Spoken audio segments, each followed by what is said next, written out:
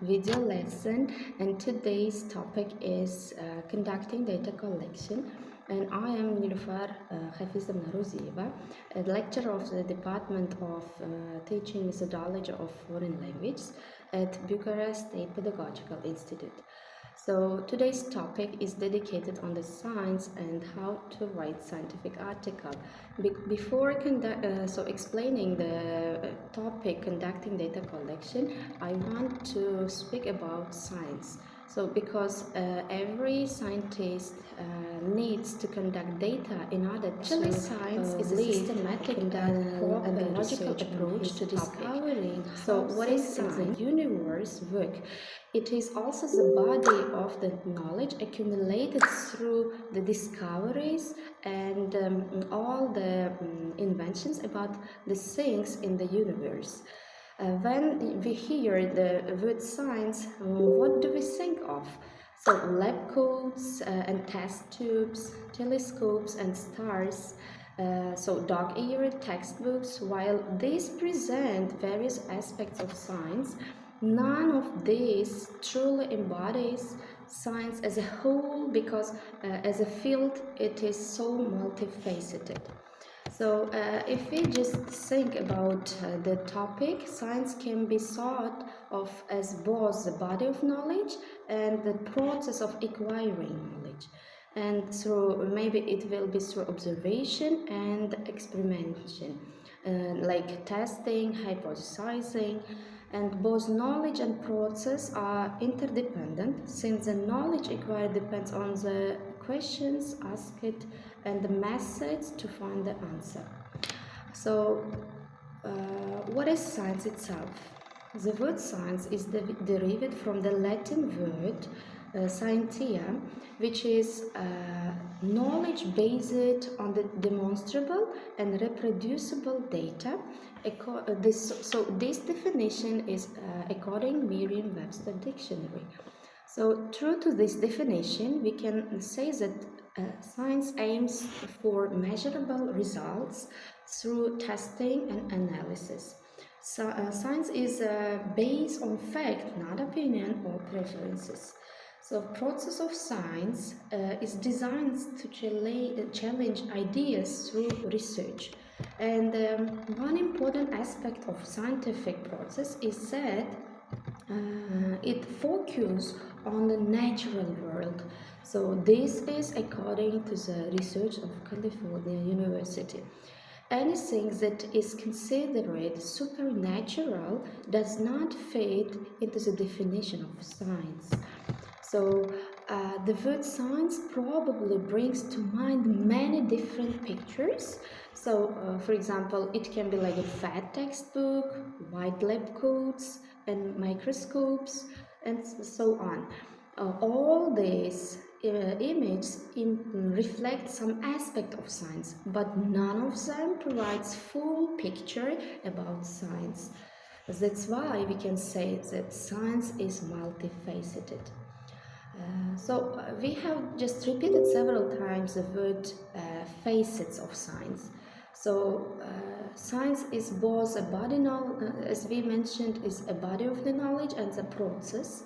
And in school, science may sometimes seem like a collection of isolated and static facts, so listed in a textbook, but that's only a small part of the story, just as a discovery that allows to us link isolated facts into a coherent and comprehensive understanding to the natural world. Science, the first facet of science is like this: science is exciting.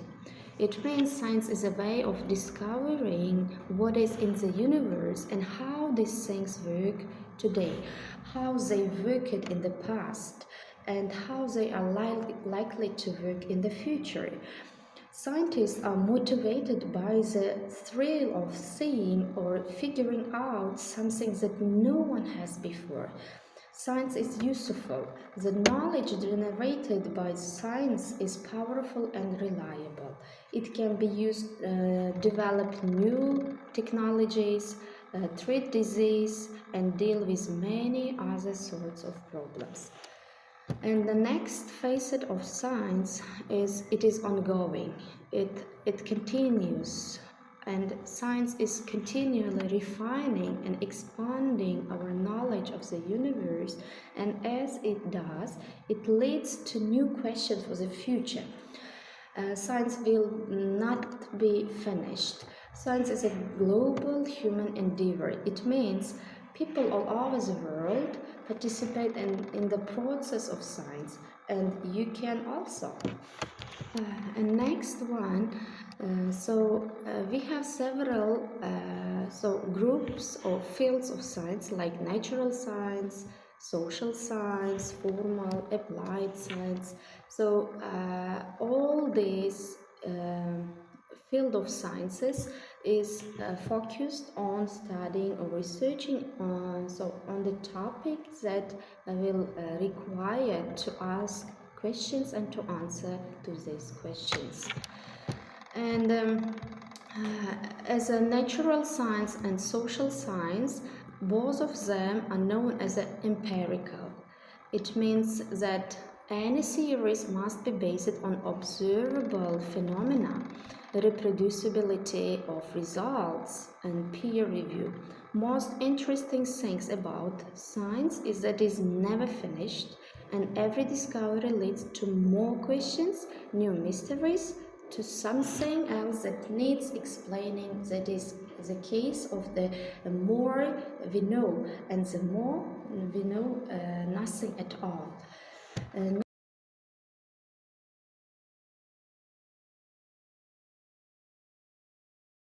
the beginning of our video class, we have mentioned that every researcher has to conduct data collection.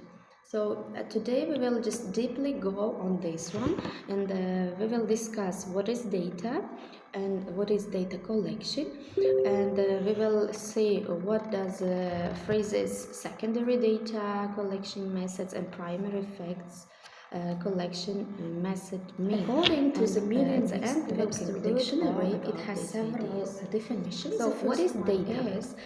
It is a factual information such as measurement, statistics, and they are used as a basis for reasoning, discussion, and calculating some facts. And that the next one is data is information in digital form that can be transmitted or processed. And next one is data. It is an information output by a sensing device or organ that include both useful and irrelevant or redundant information and must be processed to be meaningful. So here you can see some formats of research data, like any kind of document, so laboratory notebooks or field notebooks, diaries, questionnaires, or transcripts, surveys, or code books, or experimental data, even films, audio or videotapes, these kind of files, photographs, images. This can be like the main source for research. And beside them, we can see sensor readings, artifacts, some samples of physical space and models, some content analysis and focus group recordings, interview notes, and so on. And next one, here you can see that data collection is a process, and it is a process of collecting information from all the relevant sources to find answer to the research problem, test the hypothesis, and evaluate the outcome. So before every researcher begins collecting data, he or she needs to consider what is the aim of the research and what is the type of data that he or she needs to collect, and the methods or procedures that will be useful to collect, store, and produce the data. So to collect high quality data, it is it should be mentioned that it should be relevant to our purposes that we put at the beginning of our research, and to follow this kind of 4 steps of research data. So first, define the aim of research. It means before you start the process of data collection, you need to identify what you need exactly to do, and what you want at the end of your research. And you can start by writing a problem statement. This is the most important, crucial point for researcher. If your question is put in a proper way, at the end your research will be in a proper, well designed data collection process. So it means that it will be practical or scientific issue that you want to address and why it does matter. Next, formulate one or more research questions that precisely define what you want to find out. Depending on your research questions, you might need to collect quantitative and qualitative data. In the continuation, you just differentiate what is the difference between quantitative data and qualitative data. Quantitative data is expressed mostly in numbers, graphs, and analyzed through statistical methods. So it means all the things that we calculate. And qualitative data is expressed in words and analyzed through interpretations and categorization that we had in quantitative data analysis.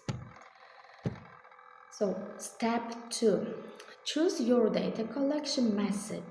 Based on the data you want to collect, decide which method is best suited for your research. And mostly in this process we just apply experimental research, ethnography, and so on. So experimental research is primarily, it is a quantitative method. So interviews, focus groups, and ethnography are qualitative methods, and surveys, observations, archival research, and secondary data collection can be quantitative and qualitative methods. Carefully consider what method you will use to gather data that helps you directly answer your research questions. And in step 3, you have to plan your data collection procedure. When you know which method or methods you are going to apply, you need to plan exactly how you will implement them. What procedures will you follow to make accurate observations or measurements of variables that you are interested in? Next, so all these steps lead you to the most effective way of researching. So in step 4, so you have to collect all the data, and finally you can implement your chosen methods to measure or observe the variables you're interested in. In the beginning we have mentioned some formats of data. Maybe it is in the word format, or it can be recordings, or some interview notes, and so on. So in this slide you can see the data collection methods can be divided into 2 categories. The first one is primary methods of data collection, and the second one is secondary methods of data collection. Now, what is the difference between them? So in primary data collection methods, you just mostly deal with these 2 phrases like quantitative and qualitative, as we discussed in our in our previous slides. Like quantitative, it is mostly deals with numbers and analyze this kind of statistical data, And qualitative is mostly so analyze it, and all this will lead in the quantitative method. So that's why we say that both quantitative and qualitative are the primary data collection method. And a quantitative data collection, if we just go deeply in this topic, they are based in mathematical calculations in various formats. Methods of quantitative data collection and analysis include questionnaires with closed-ended questions, methods of correlation and regression, mean, mode, median, and others.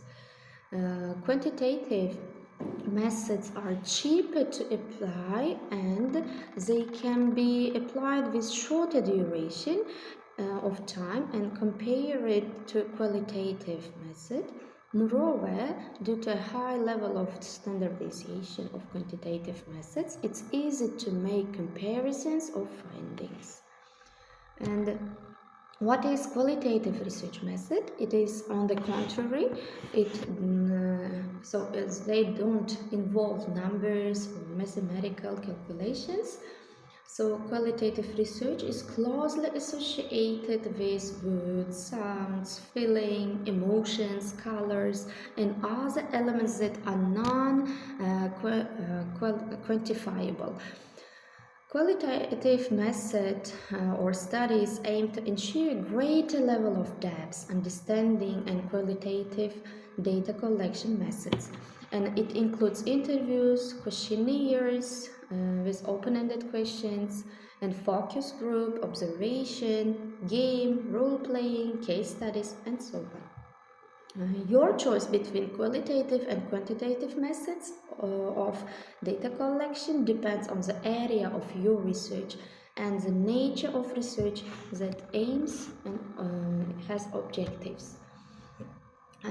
They all were about primary data collection. And what is secondary data collection? It is a type of data that has already been published in books, newspapers, magazines, journals, and online portals.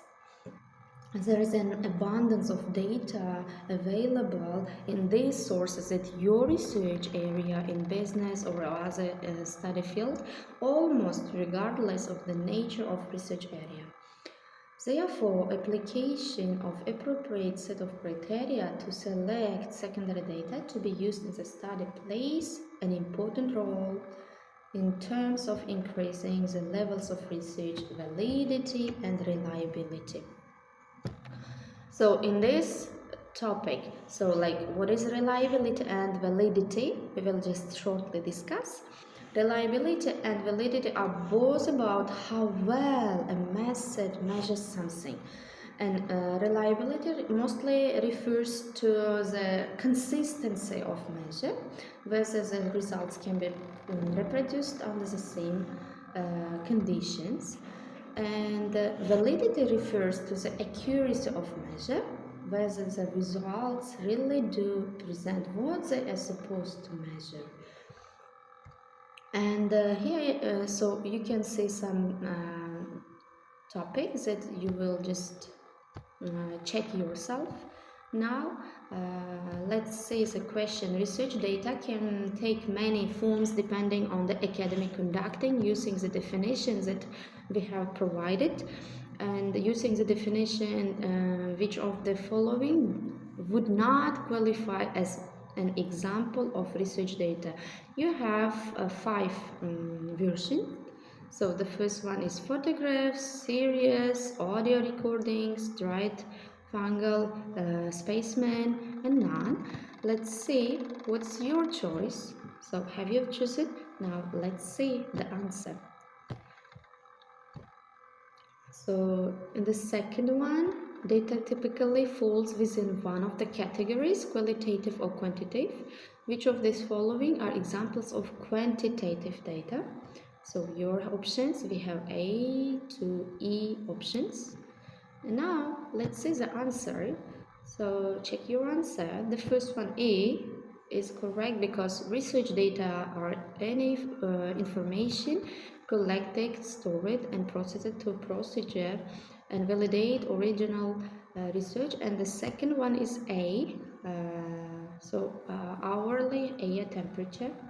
Now, so that was the things that we wanted to discuss with you. Thank you for your attention. See you in our next video classes.